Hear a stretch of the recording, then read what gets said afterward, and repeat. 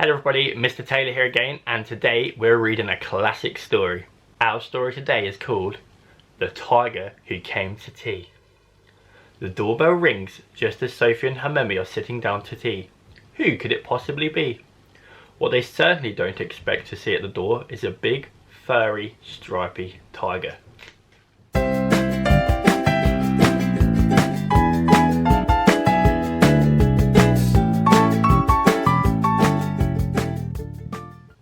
Once there was a little girl called Sophie, and she was having tea with her mummy in the kitchen. Suddenly there was a ring at the door. Sophie's mummy said, "I wonder who that could be. It can't be the milkman, because he came this morning, and it can't be the boy from the grocer, because this isn't the day he comes, and it can't be Daddy, because he's got his key. What we'd better do is open the door and see." Sophie opened the door, and there was a big furry stripy tiger. The tiger said, "Excuse me, but I'm very hungry. Do you think I could have tea with you?" Sophie's mummy said, "Of course, come in." So the tiger came into the kitchen and sat down at the table. Sophie's mummy said, "Would you like a sandwich?" But the tiger didn't just take one sandwich, he took all the sandwiches on the plate and swallowed them in one big mouthful. Oh, and then he still looked hungry, so Sophie passed him the buns. But again the tiger didn't just eat one bun, he ate all the buns on the dish, and then he ate all the biscuits and all the cake until there was nothing left to eat on the table.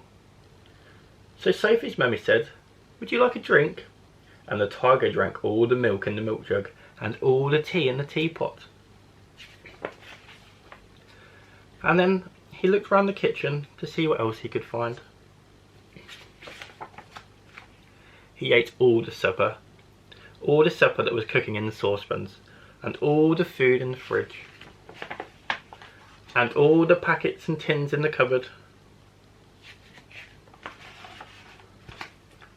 And he drank all the milk, and all the orange juice, and all Daddy's beer, and all the water in the tap. He must have been a very thirsty tiger. Then he said, "Thank you for my nice tea. I think I'd better go now." And he went. Sophie's mummy said, "I don't know what to do. I've got nothing for Daddy's supper. The tiger's eaten it all." And Sophie found she couldn't have her bath because the tiger had drunk all the water in the tap. Just then, Sophie's daddy came home. So Sophie and her mummy told him what had happened and how the tiger had eaten all the food and drunk all the drink.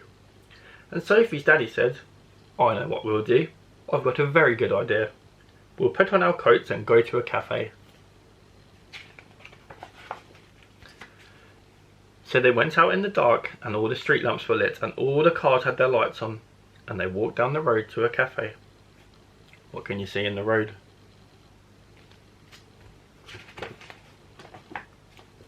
And they had a lovely supper with sausages and chips and ice cream.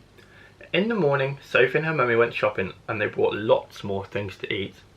And they also bought a very big tin of tiger food in case the tiger should ever come to tea again. But he never did. Now that is the end of our story, The Tiger Who Came to Tea. Now that is one of Mr. Taylor's favourite stories, and one day I hope a tiger comes around mine for tea.